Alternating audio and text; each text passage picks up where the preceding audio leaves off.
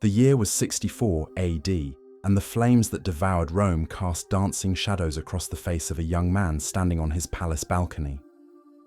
As the eternal city burned beneath him, witnesses claimed they heard the haunting melody of a lyre drifting through the smoke-filled air. The musician was none other than Nero Claudius Caesar Augustus Germanicus, Emperor of Rome. But this was no ordinary performance. This was the concert of a madman who had orchestrated the destruction of his own capital for nothing more than twisted entertainment. What you're about to discover is not merely the story of a tyrant gone mad, but a chilling examination of how absolute power can transform a human being into something that defies comprehension. Nero's name has become synonymous with cruelty, excess, and the darkest impulses of imperial authority. Yet the path that led him to become history's most reviled emperor began not with evil, but with promise. The transformation from golden child to monster represents one of the most complete moral collapses ever documented. Today, we're going to strip away the myths and legends to examine the horrifying reality of Nero's reign. We'll explore how a boy born into privilege became a matricidal maniac who murdered his own family members with the casual indifference of someone swatting flies. We'll uncover the systematic campaign of terror that turned Rome into a theatre of cruelty, where human suffering became the emperor's favourite form of entertainment. This is the story of how power without restraint creates monsters beyond imagination. The tale of Nero is not just ancient history. It's a warning about what happens when unlimited authority meets unlimited appetite for destruction. By the end of this investigation, you'll understand why Nero's legacy has haunted civilization for nearly 2,000 years, and why his name still serves as shorthand for the absolute corruption of absolute power. The man who would become Rome's most infamous ruler entered the world on December 15th, 37 AD, during one of the most turbulent periods in imperial history. Born Lucius Domitius Ahenobarbus, he arrived into a dynasty where family bonds meant nothing when weighed against political ambition. The Julio-Claudian court was a snake pit where mothers poisoned sons, wives murdered husbands, and children plotted the deaths of their own parents. In this environment, violence wasn't aberrant behavior. It was a survival skill. Nero's father died when the boy was barely 3 years old, leaving him in the care of his mother, Agrippina the Younger. If you think modern political families are ruthless, Agrippina makes them look like amateur hour.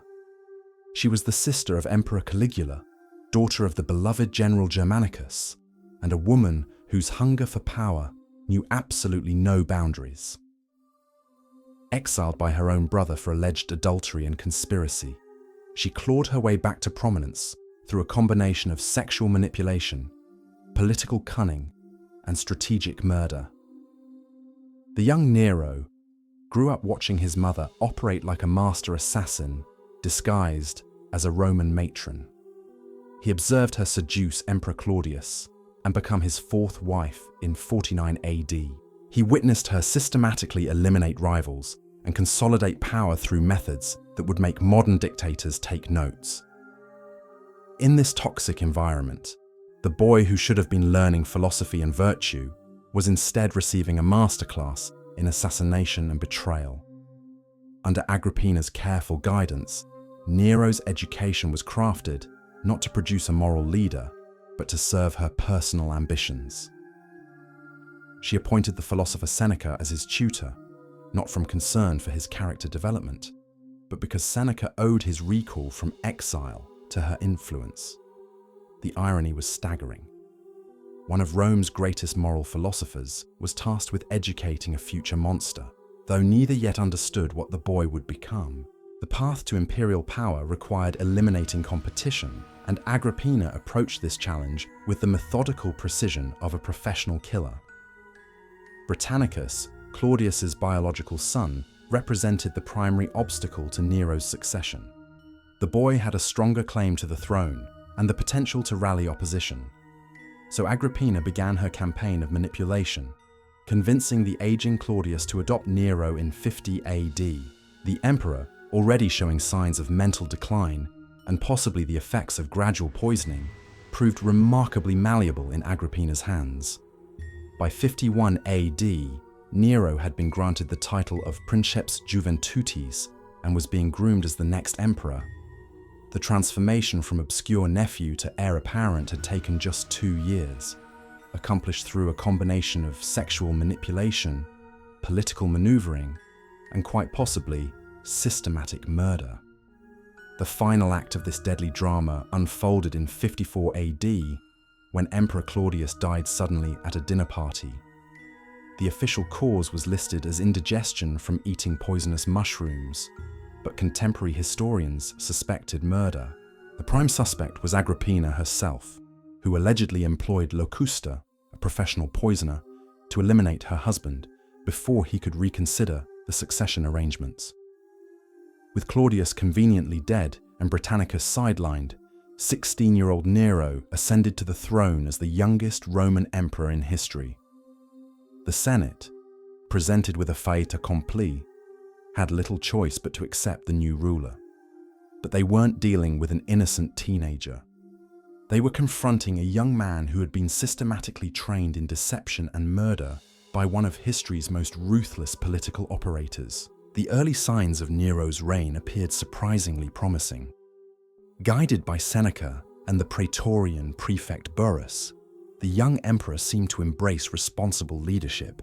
His first speeches to the Senate were well received, promising respect for senatorial dignity and a return to constitutional principles. For a brief moment, it seemed Rome might avoid repeating the nightmare of Caligula's tyrannical reign. But beneath this carefully constructed facade, darker impulses were already stirring.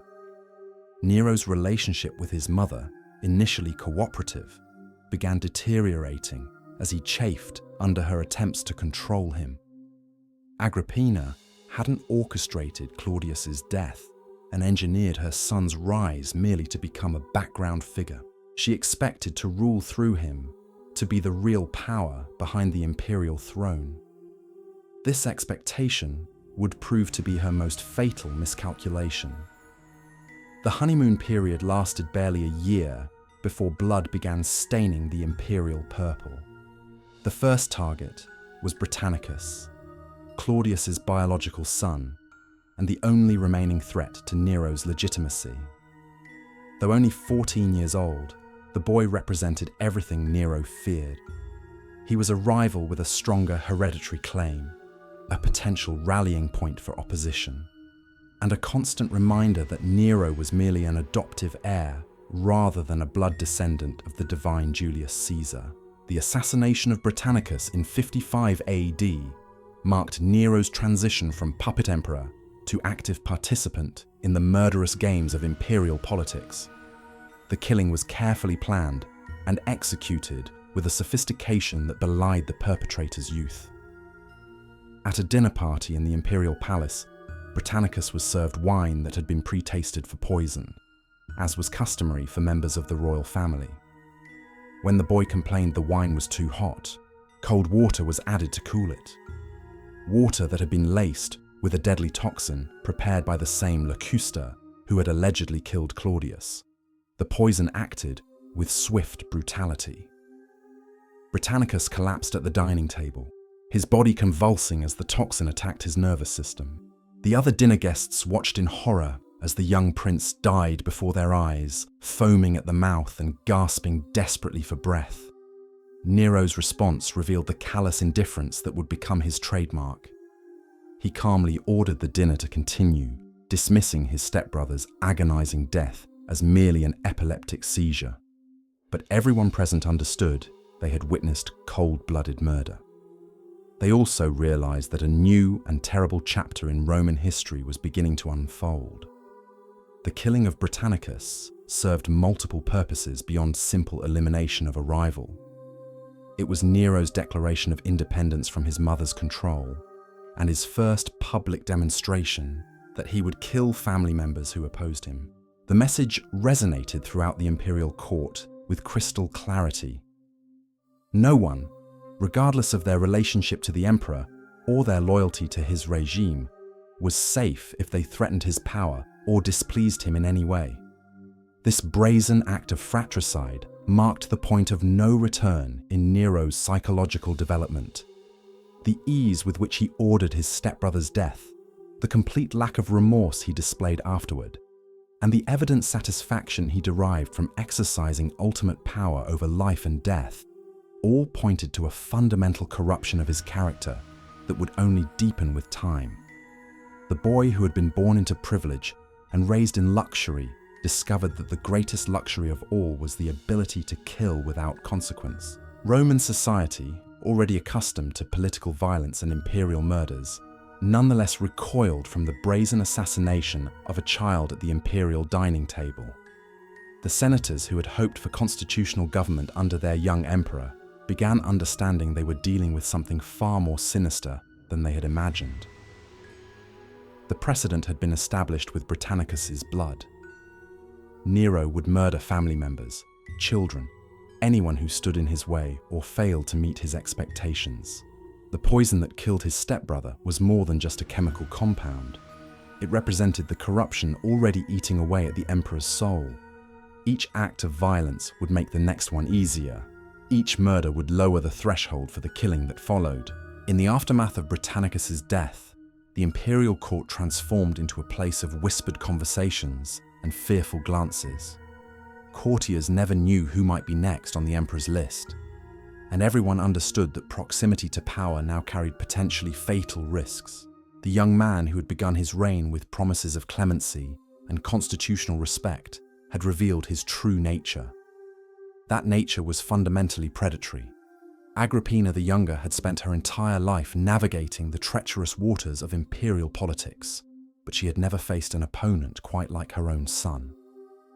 As Nero's independence grew and his willingness to use violence became apparent, the woman who had orchestrated his rise to power found herself increasingly isolated and vulnerable. The death of Britannicus had delivered a clear message. Even family members weren't safe from the emperor's wrath. The relationship between mother and son had always been built on mutual ambition rather than genuine affection. Agrippina had viewed Nero as her path to ultimate power, while Nero had relied on his mother's political skills and ruthless efficiency to secure his throne. But as the young emperor matured, he began resenting her attempts to control him and her expectations of sharing authority. The woman who had been his greatest ally was rapidly becoming his most dangerous enemy. Their conflict reached a boiling point over Nero's personal relationships and lifestyle choices. Agrippina disapproved of her son's affair with a freedwoman named Acte, viewing the relationship as beneath imperial dignity and potentially threatening to the dynasty's prestige. She also objected to Nero's growing interest in public performances, chariot racing, and other activities she considered undignified for an emperor. These disagreements might have remained private family matters, but in the imperial court, personal conflicts carried massive political implications. The final rupture between mother and son occurred when Agrippina began openly criticizing Nero's rule and threatening to support alternative claimants to the throne. In a moment of desperate fury, she reportedly told her son that she could just as easily elevate another member of the imperial family to power. This threat, whether real or merely rhetorical, sealed her fate. Nero could not tolerate the existence of someone who possessed the knowledge, connections, and motivation to orchestrate his downfall. The emperor's decision to murder his mother represented a new level of depravity that shocked even the violence-hardened Romans. Matricide was considered one of the most heinous crimes in their culture, a violation of the most fundamental bonds of family and society. But killing Agrippina would prove far more challenging than poisoning the teenage Britannicus. The emperor's mother was a formidable opponent who had survived decades of court intrigue and multiple assassination attempts. She maintained constant vigilance, surrounded herself with loyal guards, and remained deeply suspicious of anyone who might wish her harm. A direct approach would be both difficult and risky. Nero's solution was characteristically theatrical and overcomplicated. Rather than employing simple poison or hiring professional assassins, He devised an elaborate scheme involving a collapsible boat designed to sink and drown his mother during what appeared to be a pleasure cruise. The plan reflected both his love of dramatic spectacle and his delusional belief that he could stage manage reality like one of his theatrical performances. The emperor invited his mother to join him for festival celebrations at Baiae, a fashionable resort town on the Bay of Naples. The reconciliation between mother and son appeared genuine, with Nero displaying unusual warmth and affection toward Agrippina. They dined together, reminisced about happier times, and seemed to have resolved their bitter differences. But beneath this carefully orchestrated surface, deadly preparations were being finalized. The specially constructed vessel was a masterpiece of engineering and treachery. Designed to collapse at a predetermined moment, it would create the appearance of a tragic accident while eliminating the emperor's most dangerous opponent. The scheme required precise timing, skilled accomplices, and considerable luck.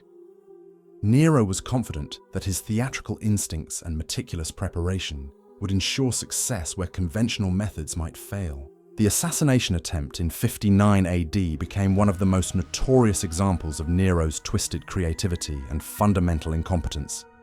The emperor's plan to murder his mother using maritime sabotage was ambitious in scope, but fatally flawed in execution. It demonstrated both his theatrical instincts and his complete inability to distinguish between stage drama and real-world consequences. On the night of the planned assassination, Agrippina boarded the vessel under the impression she was being transported back to her villa after the festival celebrations. The boat appeared normal to casual observation, but hidden mechanisms had been installed to cause the deck to collapse and the hull to break apart once the ship reached deeper waters. Nero's engineers had designed what they believed was the perfect murder weapon. The plan began unraveling almost immediately. The mechanical devices designed to destroy the vessel malfunctioned, failing to collapse with the dramatic suddenness that Nero had envisioned. Instead of a quick and decisive sinking, the boat began listing and taking on water gradually, giving passengers time to realize something was terribly wrong. The crew members who were supposed to ensure Agrippina's death found themselves struggling with a half-broken ship and a very much alive imperial mother who was beginning to understand the true nature of her situation. In the chaos that followed, Agrippina's quick thinking and survival instincts saved her life. Rather than panicking as her son had expected, she maintained her composure and began swimming towards shore. The woman who had survived decades of imperial court intrigue proved equally capable of surviving a maritime assassination attempt. Her companion Acerronia was less fortunate, killed by the conspirators who mistook her for Agrippina in the darkness and confusion of the sinking vessel. The news of his mother's survival reached Nero like a thunderbolt. The emperor, who had believed himself to be orchestrating the perfect crime, suddenly faced the prospect of an enraged and very much alive Agrippina, who now knew beyond any doubt that her son had tried to kill her. The failed assassination hadn't eliminated his problem. It had made it infinitely worse by transforming his mother from a political opponent into a deadly enemy with nothing left to lose. Nero's reaction revealed the depth of his panic and the primitive nature of his problem-solving instincts. Unable to accept the failure of his elaborate scheme, he immediately began planning a more direct approach. If theatrical murder had failed, he would resort to simple butchery. The emperor, who had tried to stage manage his mother's death like a scene from a play, now abandoned all pretense of subtlety. The final act unfolded at Agrippina's villa, where she had taken refuge after her miraculous escape. Nero dispatched a team of Praetorian guards, led by a freedman named Anicetus, with orders to complete the task that the floating death trap had failed to accomplish. There would be no more elaborate schemes or theatrical flourishes, just soldiers with swords and a woman who had run out of places to hide.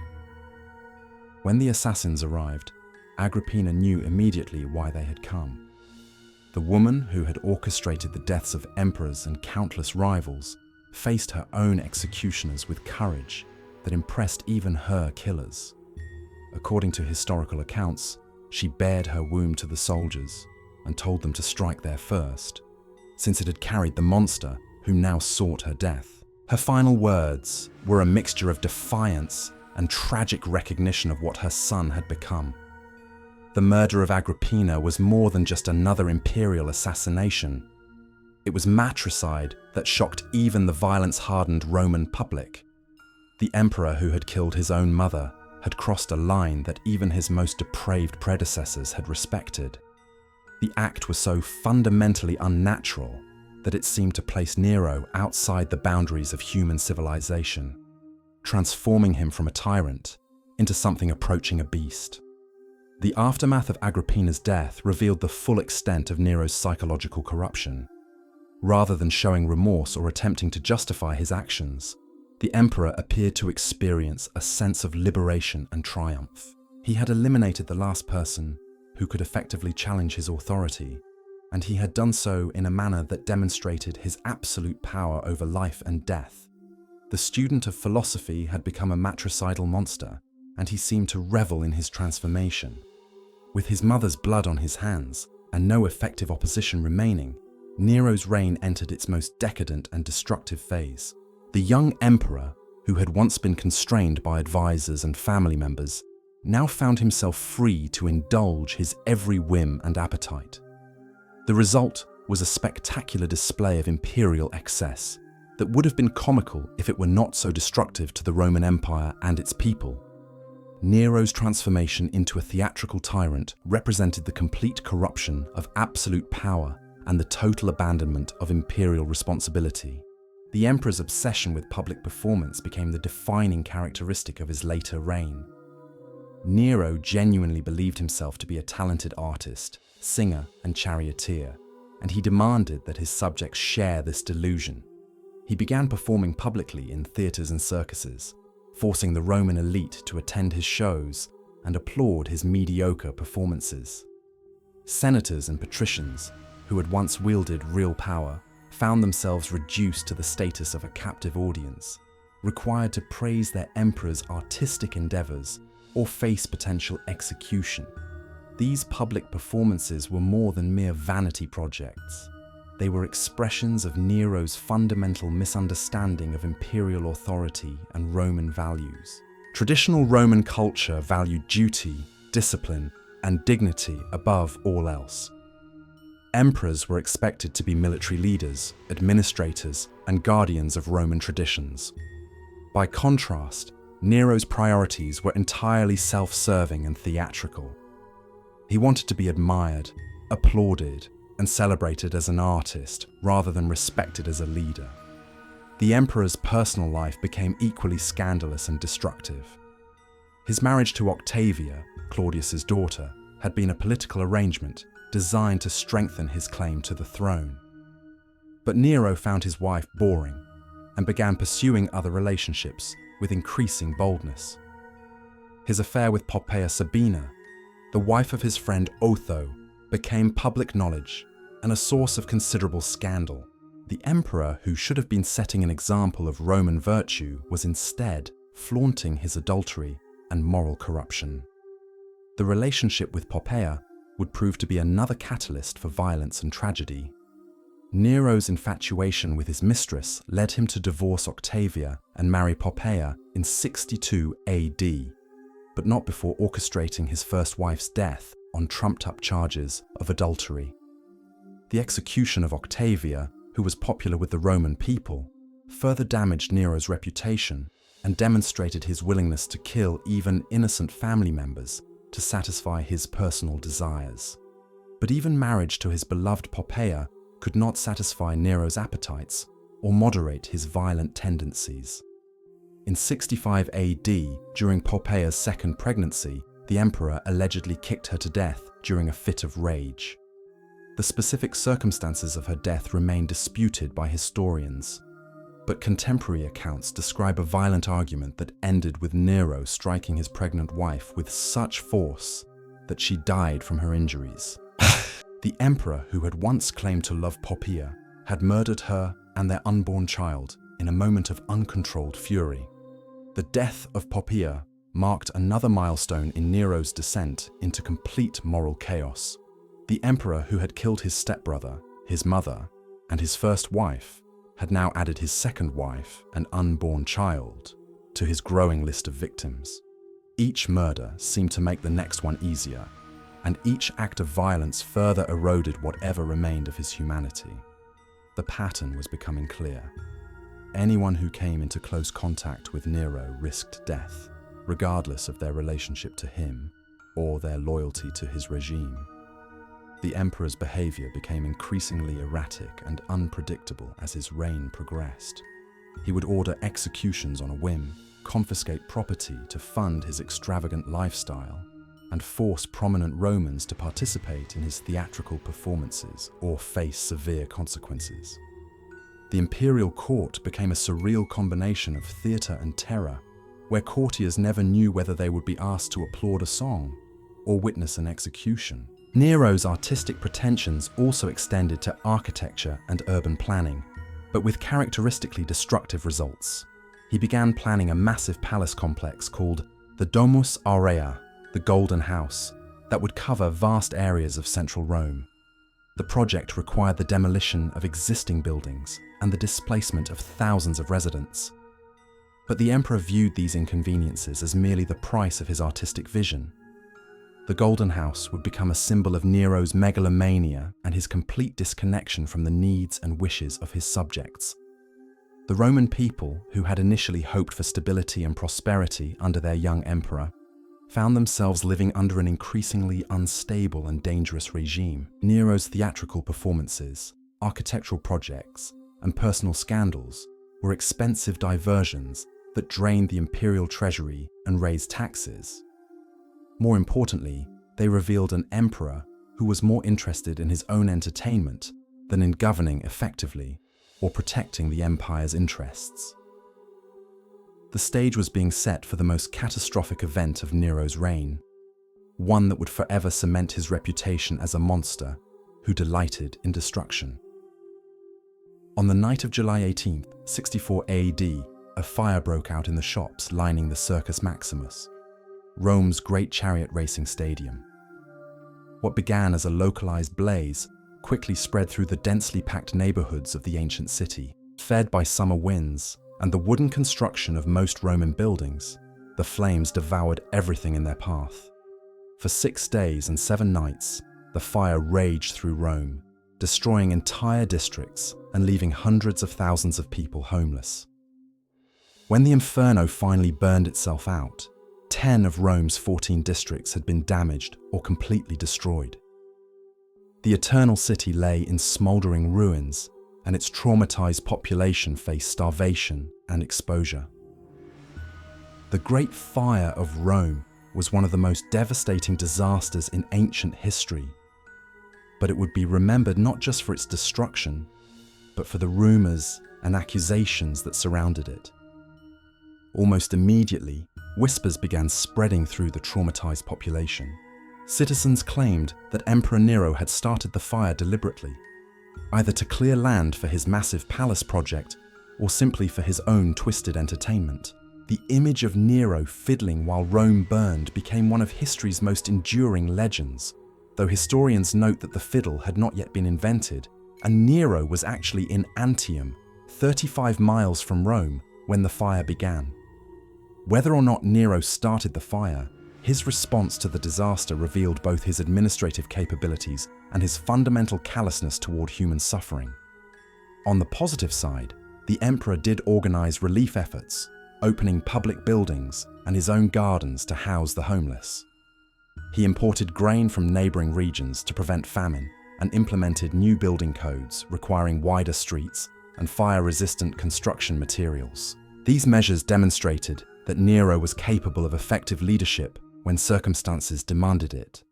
However, the emperor's behavior during and after the fire also provided ammunition for his critics and enemies. Stories circulated that he had climbed to a high tower to watch the flames and had sung his own composition about the fall of Troy while the city burned around him.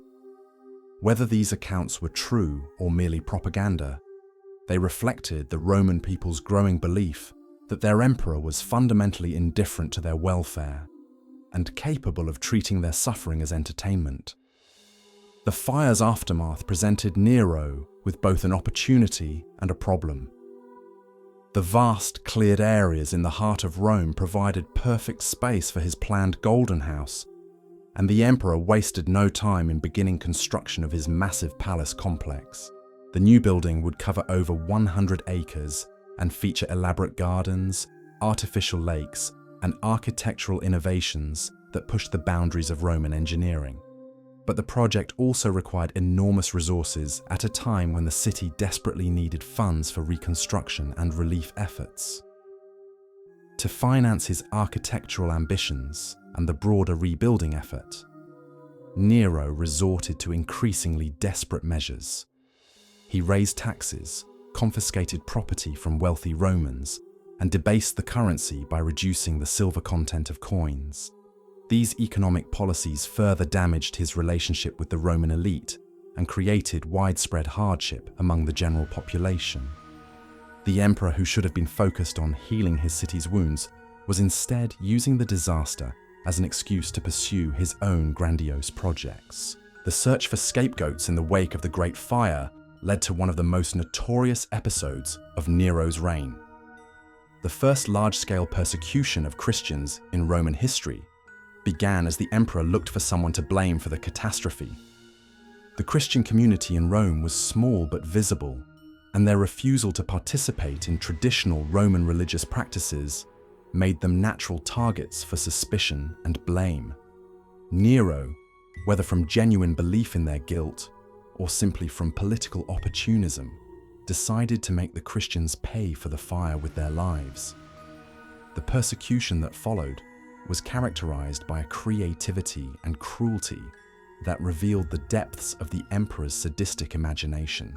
Christians were not simply executed. They were turned into public entertainment, transformed into spectacles of suffering for the amusement of the Roman mob. Some were sewn into animal skins and torn apart by wild dogs in the arena. Others were crucified along the roads leading into Rome, their dying agonies serving as warnings to potential dissidents.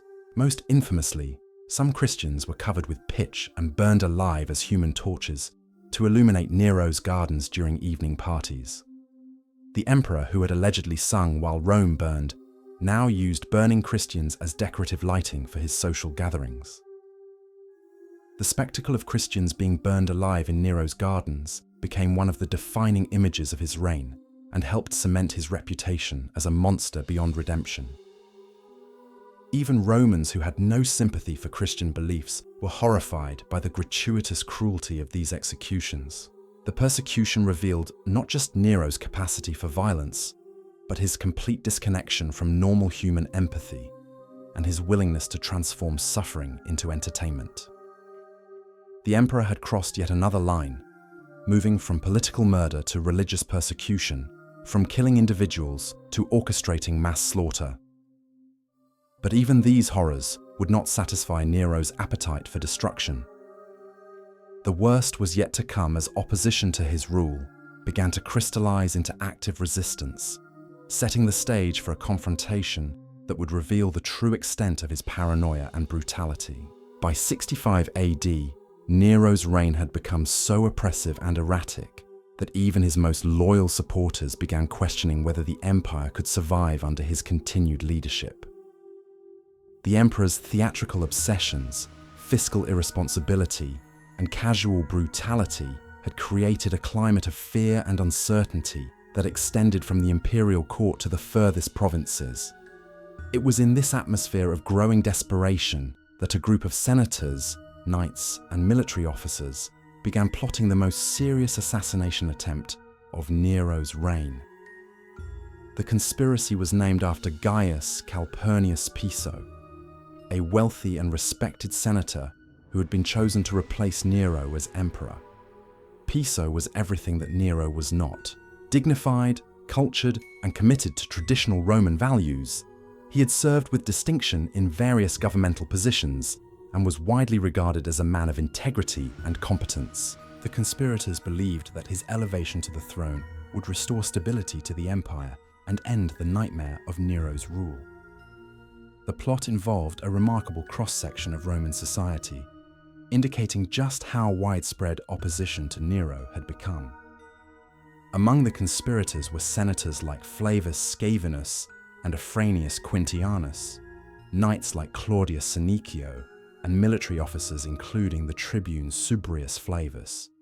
Even more significantly, the conspiracy included members of Nero's own Praetorian Guard, the elite troops whose primary duty was to protect the emperor's life. The participation of these guards indicated that even those closest to Nero had lost faith in his leadership. The plan itself was relatively straightforward. The conspirators would assassinate Nero during the games at the Circus Maximus, where the emperor would be surrounded by crowds and relatively vulnerable to attack. Scaevinus would approach Nero under the pretense of presenting a petition, then stab him with a concealed dagger.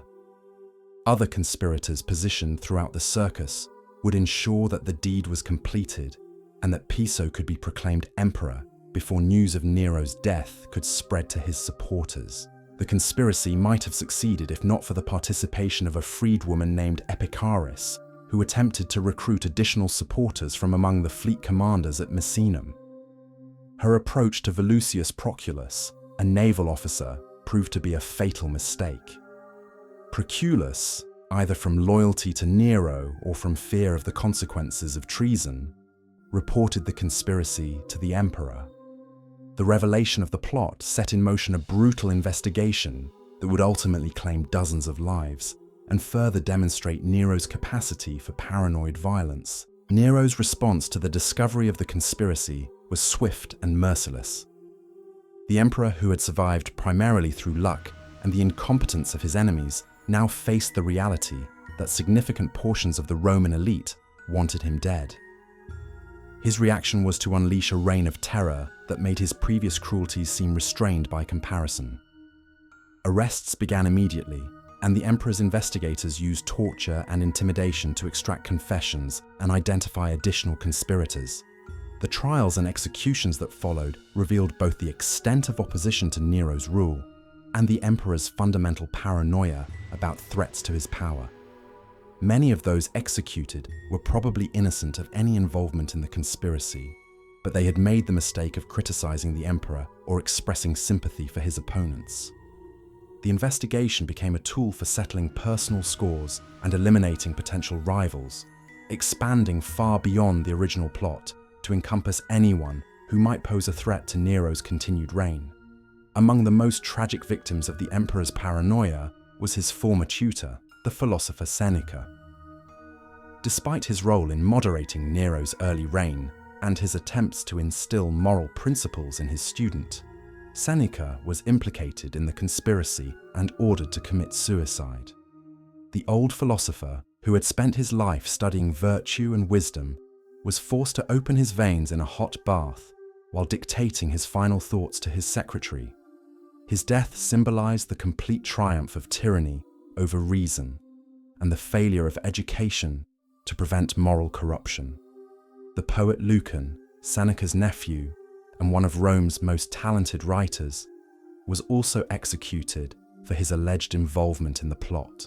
Before his death, he recited lines from his own epic poem about the Roman civil wars, creating a final moment of artistic defiance against tyranny.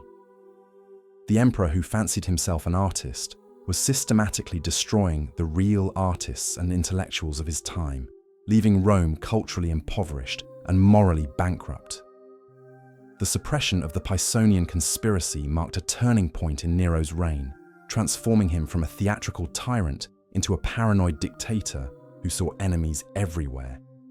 The emperor, who had once sought popularity and applause, now ruled through fear and intimidation, trusting no one and viewing every citizen as a potential assassin. The conspiracy's failure ensured that Nero would remain in power, but it also guaranteed that his remaining years would be characterized by increasing isolation, paranoia, and violence. The years following the Pisonian conspiracy saw Nero's complete transformation from emperor to monster as paranoia and megalomania consumed whatever remained of his sanity. The emperor who began his reign with philosophical guidance and promises of constitutional respect ended it as a paranoid tyrant whose very name became synonymous with depravity and destruction. Nero's descent from golden child to matricidal monster represents more than just another tale of imperial corruption. It stands as a chilling reminder that absolute power, when wielded without moral restraint, transforms human beings into something barely recognizable as human. His legacy extends far beyond the ashes of Rome or the blood of his victims. In Nero, we witness the complete collapse of civilization's most fundamental bonds. The emperor who murdered his stepbrother, his mother, his wives, and countless subjects demonstrated that no relationship is sacred when power becomes the only principle that matters.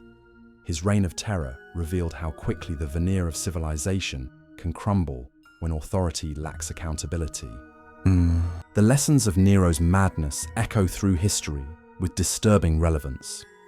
Every generation faces the temptation to concentrate power in the hands of those who promise simple solutions to complex problems.